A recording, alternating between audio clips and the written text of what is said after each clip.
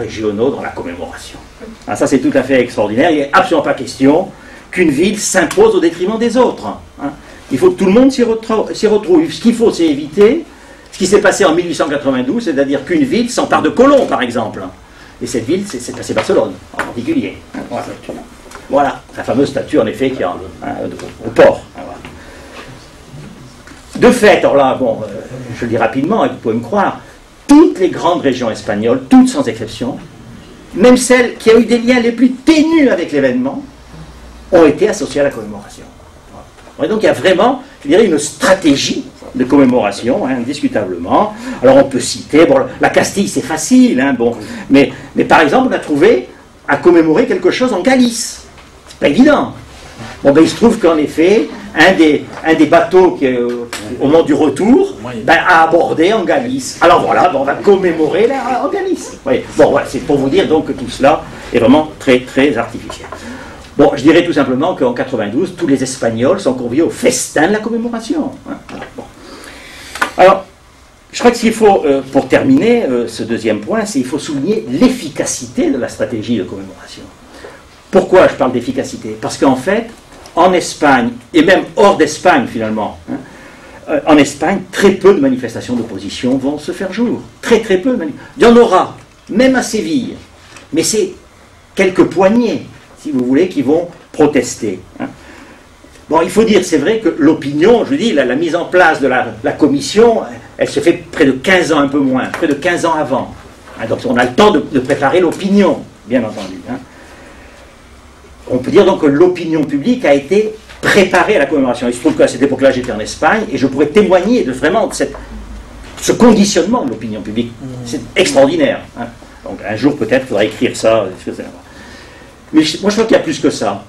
C'est qu'en fait, au début des années 90, donc, le maître mot de la société espagnole, c'est le mot de consensus. Voilà. Depuis la mort de Franco, ce qu'il faut, c'est trouver des consensus.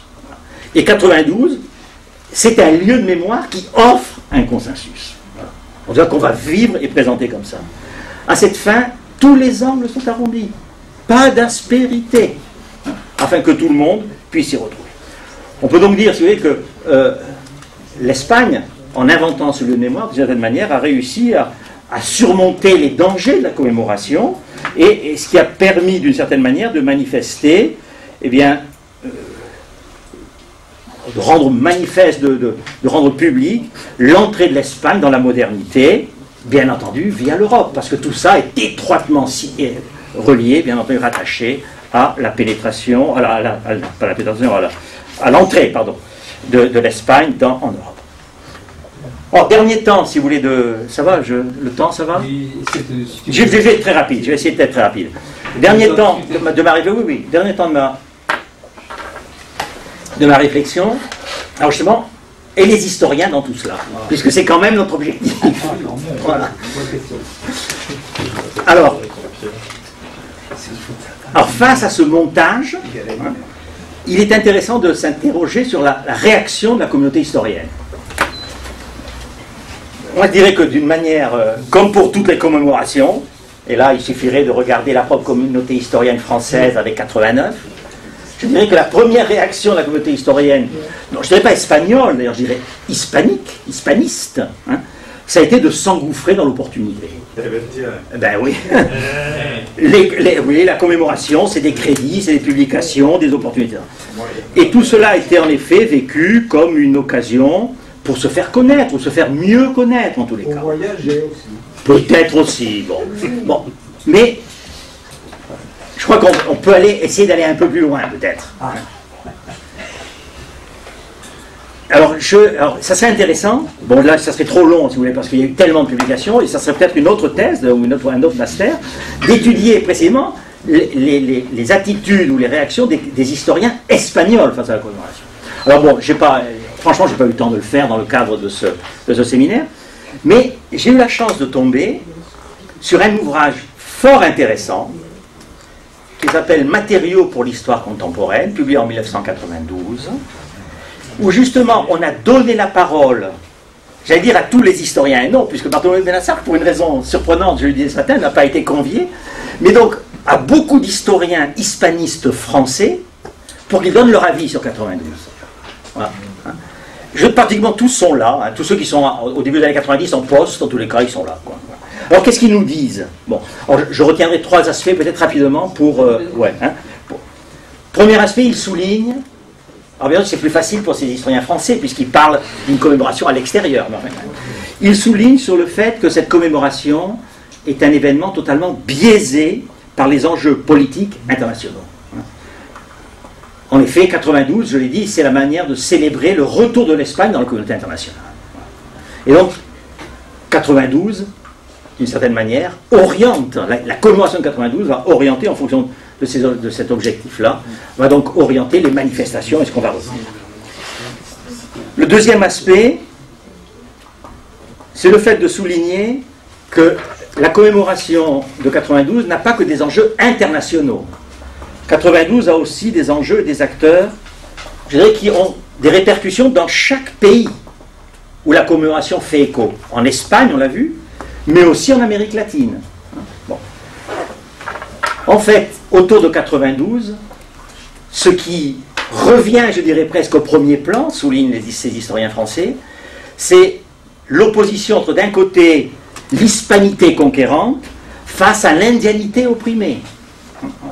Et d'une certaine manière, il va y avoir tout un courant historiographique qui va enfourcher, je dirais, le cheval de la défense de l'Indien opprimé, en oubliant complètement que l'Indien d'aujourd'hui n'a rien à voir avec celui de 92, bien entendu, hein, bien sûr, bon, parce que la conquête et la colonisation est passée par là. La génétique. Oui, et encore, mais non, le métissage est tel qu'il n'y a même plus... bon, hein.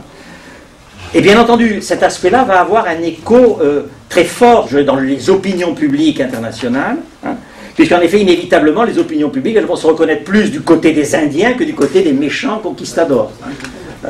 D'une certaine manière, nous sommes tous des Indiens, hein, et il est plus facile de s'identifier avec des... Bon. Ah, voilà.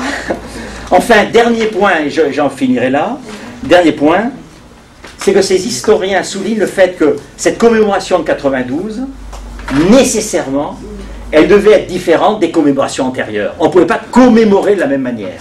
En 1992, hein, on ne pouvait pas commémorer comme en 1892. J'avais un beau texte là, justement, d'un académicien espagnol de 1892 qui décrit ce que pour lui doit être, si vous voulez, cette commémoration. Bon, disons simplement, parce que je ne le lis pas, l'objectif en 1892, c'était d'exalter l'esprit ibérique. Voilà. C'était l'esprit d'initiative des Ibériques, et c'est intéressant de les associer castillans et portugais, ce qu'ils n'ont pas toujours fait. Bon, enfin, bon. Il est évident qu'en 1992, ça c'est plus possible. Entre-temps, il y a eu la décolonisation, bien entendu, hein. Il y a la découverte des autres, hein. Il y a la découverte du coût de la colonisation, hein, les dénonciations, etc. D'où la nécessité, je dirais, d'avoir une attitude un peu réservée face à la commémoration. Hein. On peut pas, alors, on va y participer, mais on va, dans la mesure du possible, exprimer toujours ses réserves, ses réticences face aux pratiques commémoratives. Hein. Je dis, c'est un moment où on va pouvoir faire diffuser ses recherches, mais en même temps, il est de bon ton, hein, d'exprimer une certaine réserve. Voilà, bon, je conclurai en disant, donc, cette commémoration de 92, enfin, j'espère l'avoir montré, montre que commémorer, c'est attribuer un sens au passé. Et donc, ça suppose des choix, et ces choix supposent, je dirais presque nécessairement, des simplifications. Simplification et orientation. Voilà. Face à ces pratiques commémoratives, l'historien se trouve en porte-à-faux. D'un côté, hein, il est partagé, je dirais, entre sa volonté de proposer ce qui est son rôle, une connaissance, allez, disons, globale de l'événement, mais en même temps, eh bien, il se plie, je dirais, aux conditions que lui offre la pratique de la commémoration, l'opportunité, d'une certaine manière. Ce qui va mettre ces historiens, engendrer dans la communauté historienne, et c'est très net dans les témoignages des collègues français, une espèce de malaise. Dernier point peut-être, c'est que la commémoration de 92, hein, d'une certaine manière, ce à quoi elle renvoie, c'est au processus d'unification de l'humanité, en fait, via l'entreprise de duplication de l'Europe qu'est la colonisation. Hein. Et qu'on le célèbre ou qu'on le regrette, c'est un fait incontournable. Hein, c'est un fait incontournable. Et c'est ce fait qui mérite, d'une certaine manière, d'être étudié. Il me semble que le rôle des historiens, américanistes notamment, c'est donc d'aborder ce fait dans toute sa complexité, dans toutes ses contradictions.